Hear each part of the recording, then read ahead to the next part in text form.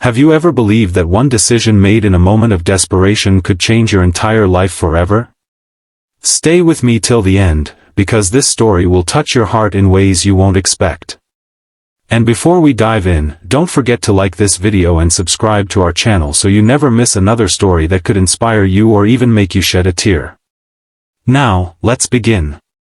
It was a cold rainy evening when Amelia, a young nurse with tired eyes and an exhausted soul, walked out of the hospital after her 12-hour shift. Her scrubs were damp from the drizzle, and her shoes squeaked against the pavement as she hurried along the street, clutching her old umbrella. She wasn't thinking of love, or dreams, or anything beyond the next day's work. Life had been unkind to her. Her mother's medical bills weighed on her shoulders like heavy chains, her apartment was small and drafty, and her bank account always seemed to mock her with emptiness. Amelia wasn't the kind of woman men noticed in crowded rooms. She was quiet, simple, and far too busy surviving to think about romance. Her phone buzzed as she walked, and she almost ignored it until she saw the name flashing on the screen, Clara, her best friend since childhood. Clara was everything Amelia wasn't: glamorous, confident, and always chasing excitement. Amelia answered, her voice weary but warm. "Hey, Clara. What's wrong?" Clara's voice was shaky, nervous in a way Amelia rarely heard. "Amy, listen, I'm supposed to go on this blind date tonight. He's someone important. My cousin set it up, but I can't go. I've messed up big time. Can you please go in my place? Just pretend to be me for tonight. I'll owe you forever." Amelia laughed bitterly at first. "Clara, I'm in scrubs, I'm exhausted, and you want me to pretend to be you? No way. Besides, I don't even fit into your world." But Clara begged, her words tumbling fast, and Amelia, too soft-hearted to ever refuse her friend, sighed. "Fine. Just this once. But you better explain everything when you get back." So Amelia went home, quickly changed into Clara's elegant red dress that her friend had sent over weeks ago, just in case. It clung to her figure in a way she wasn't used to, and her tired face softened when she added a touch of makeup. For the first time in years, when she looked at herself in the mirror, she almost didn't recognize the woman staring back. Still, her heart pounded with nerves as she walked into the upscale restaurant where the blind date was set. The host led her to a private table tucked near the window, and that's when she saw him. Tall, broad-shouldered, with a presence that seemed to command the entire room even though he sat quietly, staring at the rain outside. His dark suit was perfectly tailored, his hair neatly styled, but it was his eyes that caught her breath. Deep, stormy, and carrying a weight of loneliness that mirrored her own. He looked up when she arrived, and for a fleeting moment, their gazes locked, something unspoken sparking between them. "Clara?" he asked softly, his voice low, roughened with exhaustion yet strangely tender. Amelia's throat tightened. She hated lying, but she had promised Clara. So she nodded slightly and took her seat. Dinner began awkwardly. Amelia expected him to be arrogant, maybe boastful, the kind of man Clara usually attracted. But instead, he asked about her day, her dreams, her thoughts on small things like books and music. She stumbled, unprepared, giving honest answers instead of the polished ones Clara would have given. And strangely, he didn't seem to mind. In fact, he leaned closer, listening intently, as though every word she said mattered. "Most people don't care about those things," he murmured when she admitted she found peace in caring for patients even though the work drained her. "But I think it shows strength.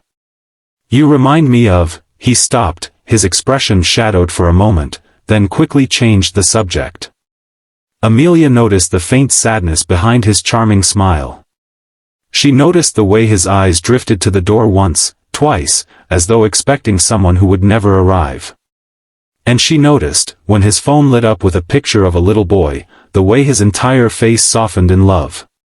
"You have a son?" she asked quietly. His eyes flickered with surprise, then softened again. "Yes. Jacob. He's 6. My whole world. There was pride in his tone, but also pain, like a man carrying scars no one else could see. His mother left us years ago. I've been raising him alone. Amelia's heart clenched. Here was a man who had everything, wealth, power, status, but who carried the loneliness of someone abandoned and betrayed. He wasn't the cold CEO she had imagined, he was a father trying to hold his world together. And in his gaze, she felt something she hadn't in years, the warmth of being seen. The evening stretched on, laughter mingling with quiet confessions. She forgot she was pretending, forgot she was supposed to be Clara. For the first time, Amelia allowed herself to be Amelia, with all her scars, struggles, and quiet resilience. And he seemed to notice. By the time the waiter cleared their plates, the rain had stopped, leaving the world outside glistening with streetlights. He leaned back, studying her with intensity that made her cheeks flush. "You're not what I expected," he said softly. "But maybe that's exactly what I needed." Her breath caught.